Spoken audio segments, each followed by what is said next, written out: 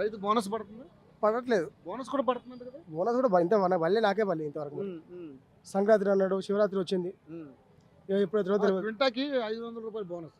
అది సరే కొందరికి పడ్డది, కొందరికి పడలేదు, మాకైతే పడలేదు. రుణమాఫీ అయిందా? రుణమాఫీ కొందరికి అయినాయి, అయినాయి. నాకు రుణమాఫీ అయింది. గవర్నమెంట్ ఎట్లా రన్ చేయాలంటే ఒక లెక్క బట్టి నడవాలి. సరే మాకు విరక్తి పుట్టి టీఆర్ఎస్ పార్టీని ఉడగొట్టుకున్నాం, ఇప్పుడు అనుభవిస్తాం ఇప్పుడు. అంటే ఏంటి ఇక్కడ చేస్తున్న తప్పు ఏంటి? తప్పు అనేది ఏమున్నదంటే కాంగ్రెస్ ప్రభుత్వం ఎట్లా ఉంటుందంటే వాళ్ళకి వాళ్ళే నియంతలు.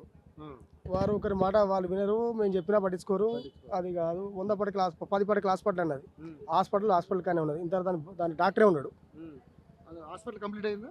కట్టలేదు, చెప్పింది హామీలు ఇచ్చింది. ఆ మేడం కూడా ఇప్పుడు రేవంత్ రెడ్డి సార్ చెప్పినట్టే ఈ మేడం కూడా హామీలు ఇచ్చింది, కట్టాలి ఇక్కడ మేము చేపిస్తా, అది చేపిస్తా, ఇది చేపిస్తా అన్నది. అది అక్కడనే ఉండదు. రిజర్వేర్ మళ్ళీ ఆగింది పని. మొన్న కొన్ని రోజులు నడిచింది, మళ్ళీ ఆగింది. సరే కావచ్చు, ఎందుకు వాళ్ళ మీద అపాడాలు ఎందుకు వేయాలి కానీ మంచి పనులు చేస్తే మళ్ళీ గెలుస్తుంది.